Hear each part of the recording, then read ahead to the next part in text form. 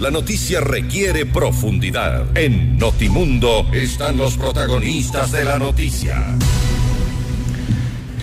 Y en este momento hacemos contacto con el doctor Luis Córdoba, profesor e investigador en orden, conflicto y violencia, para hablar sobre este tema. Este planteamiento que ha hecho el presidente de la República, Guillermo Lasso, sobre una creación de un plan Ecuador para combatir el narcotráfico, una especie de réplica del plan Colombia, que ha tenido tantas críticas durante varios años, durante todo el tiempo que operó en el vecino país. Doctor Córdoba, gracias por estar con nosotros. Fausto Yepes le saluda. Bienvenido a Notimundo Estelar. Muy buenas noches, Fausto. Muchas gracias por la invitación. Un saludo cordial a la emisora y a quienes nos ven y nos escuchan. Gracias, doctor Córdoba. Bueno, el planteamiento está hecho, pero tal como se lo ha planteado, una especie de réplica del Plan Colombia, ¿esto nos favorece o nos perjudica? Bueno, yo creo que en primer lugar la política exterior del Ecuador se está manejando con mucha imprudencia y se está vendiendo globos de ensayo al país que no van a llegar a concreción tal como lo han manifestado. Ya estamos observando, por ejemplo, cómo el ofrecimiento de que se iba a cerrar el TLC con México en las mejores condiciones y ya en pocas semanas se está casi cayendo, precisamente por la impericia con la que se están manejando las negociaciones. Ahora el presidente Guillermo Lasso ha manifestado que está pensando proponer un plan Ecuador a Estados Unidos, sin haber propuesto ni siquiera el plan a la sociedad ecuatoriana. Es decir, ahí hay un vacío conceptual sobre lo que implica realmente ir a una negociación en una cumbre internacional hemisférica como la de las Américas. Estamos hablando de un manejo diplomático, por decirlo menos, poco prudente. Sin duda alguna, poco prudente, y que además está encubriendo algo que sí está sobre la mesa en las relaciones de Ecuador-Estados Unidos y que muy poco se está discutiendo, que es la Ley de Asociación Estratégica Ecuador-Estados Unidos, conocida como Ley Menéndez, y que la impulsan algunos senadores republicanos en el Senado de los Estados Unidos. Una ley que propone la intervención de la administración de Estados Unidos en todos los ámbitos de la gestión pública del Estado ecuatoriano, lo cual evidentemente es preocupante porque no permitirá un margen de acción necesario para enfrentar los desafíos que te plantea un orden internacional cada vez más conflictivo y pugnaz como el que vivimos actualmente. Es momento para el Ecuador de plantear una especie de plan Ecuador similar, como habíamos dicho al inicio de la entrevista, similar al plan Colombia, tomando en cuenta todos los problemas que tuvo el plan Colombia.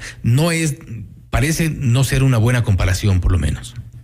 Por supuesto que no. De la entrevista en la que yo escuché que el presidente manifestó, es realmente una comparación muy poco informada de lo que planteó, en virtud de que el Plan Colombia responde a una realidad totalmente distinta por tres factores. Colombia es un productor de cocaína, es un productor incluso con enormes plantaciones de hoja de coca, algo que no pasa en el Ecuador.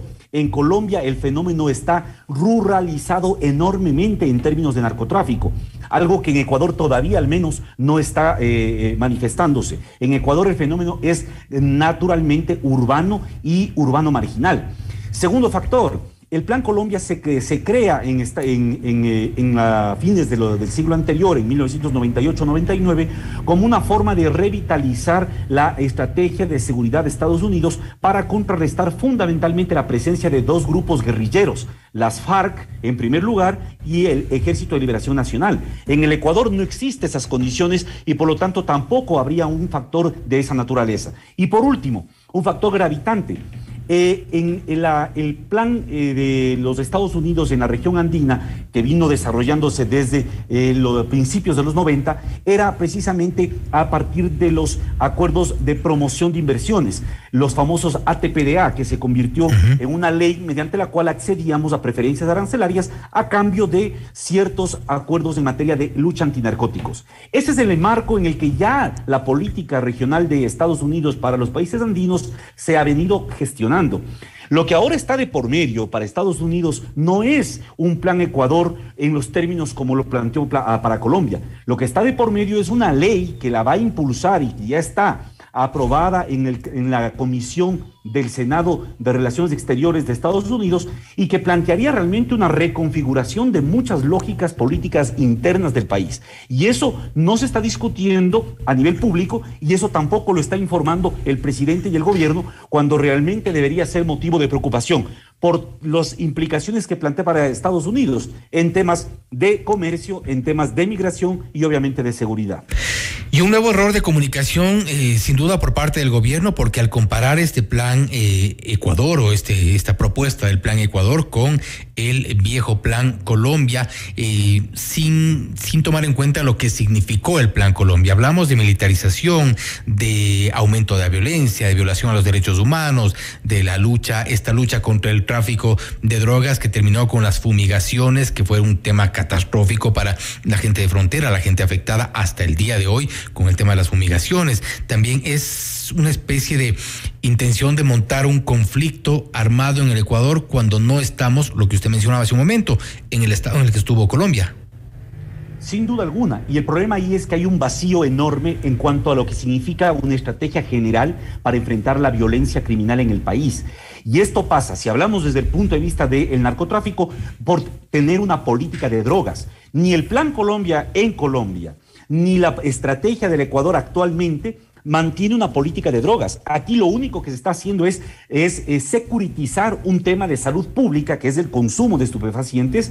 Se está criminalizando este fenómeno y por lo tanto no hay una respuesta desde el Estado para la población que consume estupefacientes y psicotrópicos. Por otra parte, se descuida un aspecto que es clave en términos de seguridad en cualquier país del mundo, que es una política de ciberseguridad. Hemos visto las vulnerabilidades que tienen las instituciones del Ecuador, que son fácilmente hackeadas. Estados Unidos no está ofertando una propuesta concreta sobre este tema y el Ecuador tampoco la está demandando. Y esa es una falencia enorme, porque mientras nosotros estamos caminando hacia digitalizar cada vez más espacios de la actividad pública y sobre todo en materia de seguridad, la propia ley que acaban de aprobar el día de ayer establece el uso de videovigilancia y de videos y de grabaciones audiovisuales de todos los operativos que hagan las fuerzas de seguridad. Esto implicará tener estándares para proteger esos datos. Caso contrario, va a haber un enorme problema de por medio.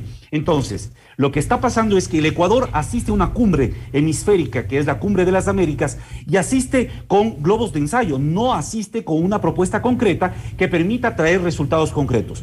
Ahí hay solo dos lecturas posibles: o lo hace por impericia, por falta de comprensión de lo que está ocurriendo, o lo hace porque está ocultando el verdadero naipe, la verdadera baraja, que es precisamente esta ley de asociación estratégica, que es el enmarcado en el que Estados Unidos quiere apoyar al Ecuador, obviamente con intereses económicos de por medio. Y las dos opciones son sin duda posibles de acuerdo a las acciones que hemos visto por parte del gobierno del presidente Guillermo Lasso. ¿Cuál podría ser la consecuencia de este apoyo económico solicitado por el presidente Lasso a la Unión Europea y a Estados Unidos? ¿Cuál puede ser la demanda de la contraparte? ¿Qué nos van a pedir a cambio de este financiamiento?